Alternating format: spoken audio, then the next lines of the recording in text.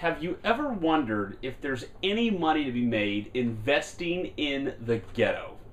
Well, in this video you're going to find out. Hi, I'm Phil Pustiowski. I'm a full-time real estate investor, real estate mentor to literally thousands of people at this point across the United States and Canada. Best-selling author of the book, How to Be a Real Estate Investor. And in this video, kind of the elephant in the room for some real estate investors, is there any money to be made investing in the ghetto? Well, that's what you're going to find out. First off, let's talk about the definition of the ghetto. I guess if you've grown up your whole life in the nicest part of town, and you're used to seeing Range Rovers and Mercedes in traffic with BMWs, okay, everything may look like the ghetto to you. But I guess what we're talking about here is we're talking about the extremely high crime rate, low income housing areas. There's a lot of vacant homes. And you can literally just feel driving down the road when you're in a very, very, very depressed area. So there's no sort of like complete definition of the ghetto, but I'll say this, you're in the ghetto when you're in the ghetto. You can feel it, right? So where is the money in the ghetto when it comes to investing? Well, here's the big key. High cash flow rates. I'm going to say just high cash flow. What happens is, in the ghetto, the price of the properties tend to be a lot less than in other parts of the same town, but yet the rental rates remain strong. And it's kind of strange. It's like, how can it rent for so much, but yet it doesn't sell for that much? There's very strong rental rates. So the way you create this high cash flow is strong rental rates.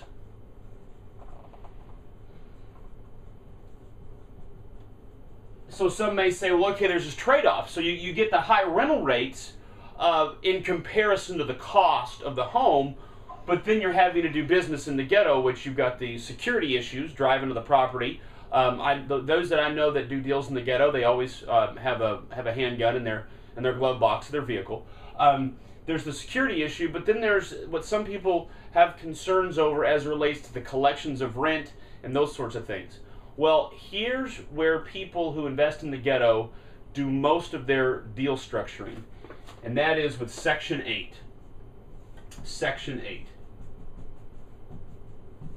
What is Section 8? It's a local government program that gives certain low-income people a voucher that allows them to move into a Section 8 home, and basically the government is the one that pays the monthly rent. Now, some Section 8 is kind of quasi, where the homeowner would, or the renter would bring in half the money and Section 8 would bring in the other half. But mostly where investors try to go is the full Section 8. To learn more about Section 8 houses that might be in your area, you can actually go to, you guessed it, gosection8.com. And that would be properties that are available through the Section 8 system in your local area. So as an owner of property, though, if you get it fixed up correctly and you meet all their parameters, you can offer the program on a Section 8 and accept a Section 8 voucher. And so then what happens is that your rent comes in like clockwork because it's coming from the government. And so you get the benefit of the high cash flow, and you get the benefit of the steady income, where you don't have to worry about the collection issues. Because the government's making the payments. So this actually can be a huge windfall.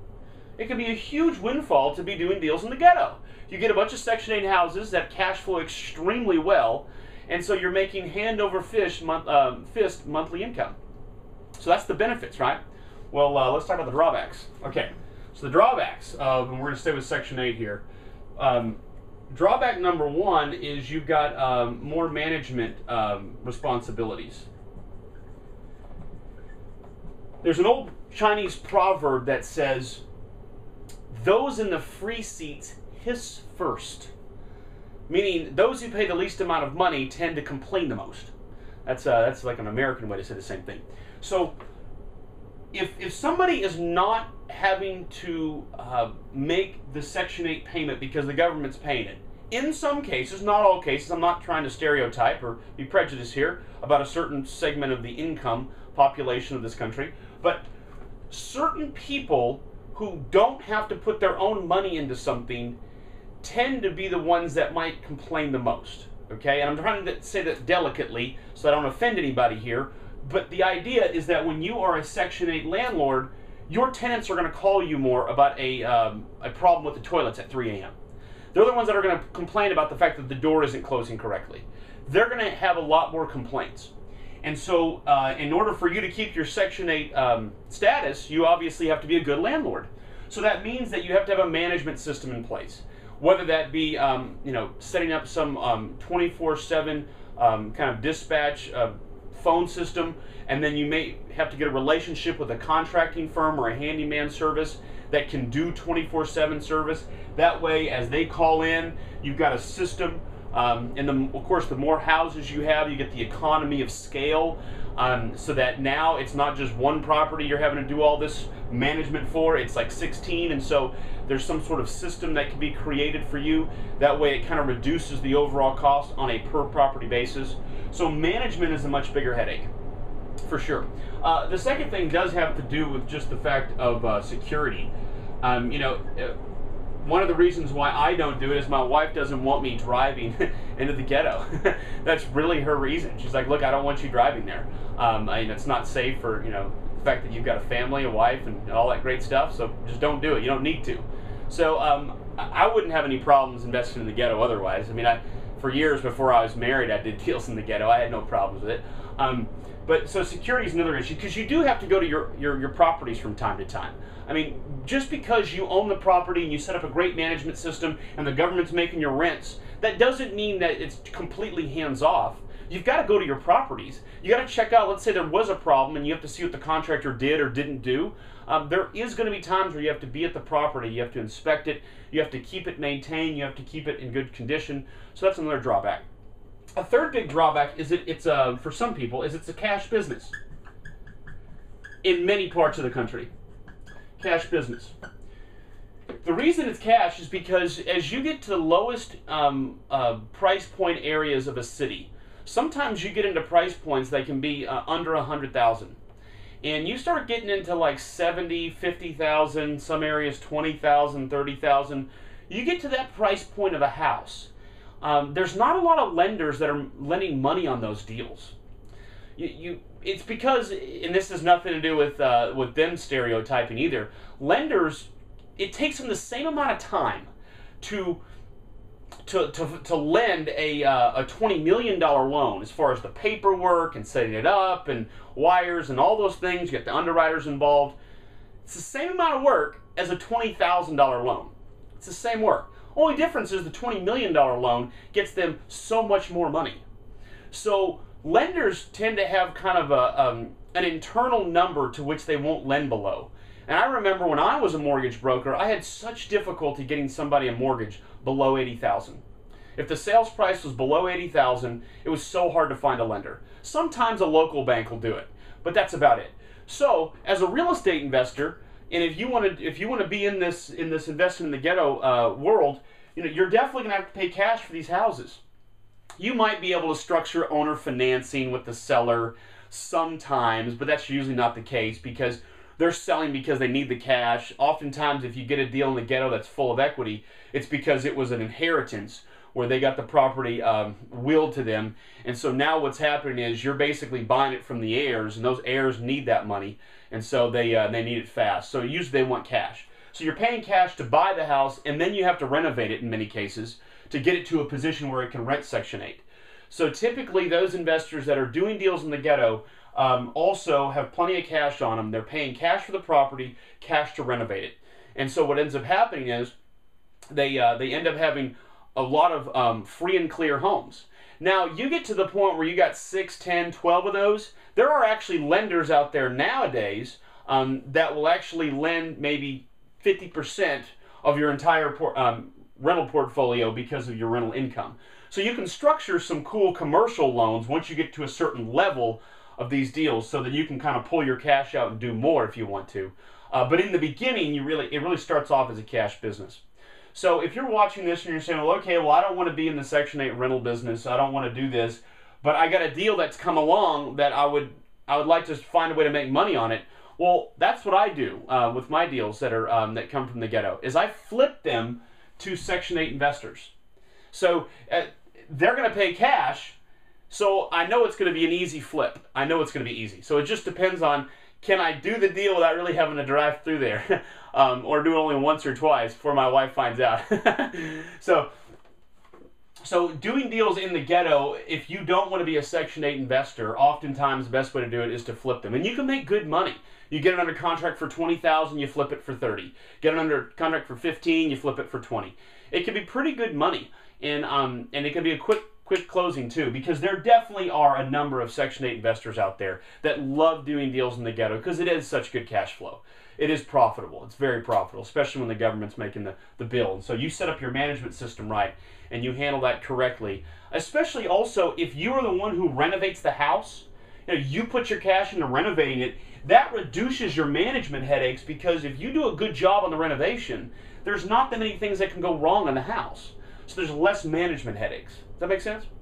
All right, well, that hopefully gives you a better understanding of where the money is made investing in the ghetto. There definitely is opportunity. There definitely is ways to make good money, both flipping the properties to Section 8 investors, or you yourself becoming a Section 8 investor and collecting that very steady, high cash flow money that keeps coming in. Another thing to keep in mind as well, it typically doesn't appreciate as well, but there is a caveat there.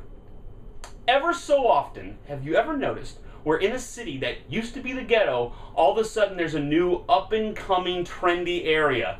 It's artsy area, it's got these eclectic looking properties, and people are doing creative things with it. That does happen as well. Now, if you're investing in the ghetto hoping that the ghetto is going to turn into to Park Avenue, well, that's a gamble. You don't know which direction the city's going in. But certainly that's something to keep in mind, and that is, if you pick up a bunch of deals in a spread out area, there might be a portion or a section of the ghetto that turns into a really nice area over time, and then all of a sudden you're really sitting pretty because you picked up the deal super cheap. You made a ton of cash flow on it over the years, and now all of a sudden, as opposed to the property languishing from an appreciation standpoint, it skyrockets because now it's the up-and-coming trendy area. I had a friend of mine one time, he did a deal, he thought it was in the ghetto, and but it was enough of a sales price where he thought he could renovate it and then resell it to a retail buyer, and he was going to retail it at like 90 or 100. And all of a sudden, he found out it was an up-and-coming, trendy area. He flipped it for 180. Made an extra 80 grand on that deal. I'll never forget talking to him about that. He's like, man, that was the luckiest deal I've ever done. So sometimes you can get lucky. And as I'm saying this, I just brought up one more thing I wanted to share in this video. And that's this. If you're in the ghetto, one option that's not good, in most cases, is to buy it, fix it up, and resell it on a retail basis. Why is that? It goes back to the fact that it's so hard to get a loan. I didn't put that here, but no loans. It's hard to get a loan for a retail buyer. So if you try to buy it, fix it up really nice, and then retail it to a retail buyer, the problem is there's just not that many retail buyers out there for homes in the complete ghetto, because it's hard for them to get a loan after you get below a certain price point. Now, that doesn't apply if where your ghetto is, the price point of houses is really high. Because one thing lenders can't do is lenders can't select where they lend. That's a law. They can't discriminate against a location. Even if they have statistics to prove that there's a much higher default rate in certain neighborhoods or areas of town than in others. They have all these statistics. So they know that there's a higher default rate in a certain area, but yet there's nothing they can do about it, because it's a law. They can't discriminate against a location. So they have to lend, but they don't have to lend below, say, 70,000 or 80,000. They can set the low minimum wherever they want to. So that's something to keep in mind as well. For me personally, when I look at these deals in the ghetto, I just flip them to Section 8 investors. I never try to renovate them. Now, you can do what's called a prehab, and to make it more enticing to a Section 8 investor, you may do a couple of little things. Maybe you clean out the junk, and you could do a couple of things, but I wouldn't do much to it, because remember, the Section 8 investors, they're going to renovate them to their own standards. So you probably want to do much, almost if anything, to that property, because otherwise they may want to do something totally different with it. Does that make sense? All right. So I hope you've enjoyed this video. I'm Phil Pustiowski with freedommentor.com. You can learn a whole lot more about what we do in mentoring and coaching and training people. You can see a lot more of these awesome videos on this YouTube channel, as well as on my website, freedommentor.com. And if you haven't already picked up my book, How to Be a Real Estate Investor, that's the title. It's on Amazon. It's a bestseller, and I've got a lot of 5 and 4-star reviews. They just love the book, so I think you're going to love it too. All right, thanks so much for watching How to Invest in the Ghetto. See you on the next video.